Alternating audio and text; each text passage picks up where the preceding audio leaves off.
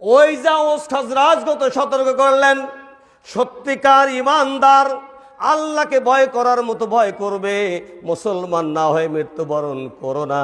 সুতরাং আয়াতে কারিমা আমাদের সামনে হলো দলিল, আমরা আল্লাহকে ভয় করার মতো করব, মুসলমান না হয়ে আল্লাহ যেন আমাদের মৃত্যুদান না করে। কোন আমিন।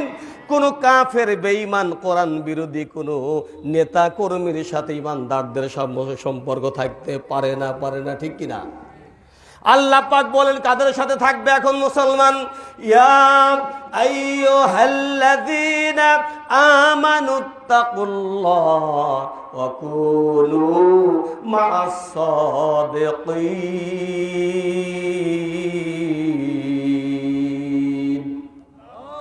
হে ঈমানদারেরা, আল্লাহকে ভয় করো, বন্ধু বানাও, সম্পর্ক রাখো। ওয়া কুনু মা'আস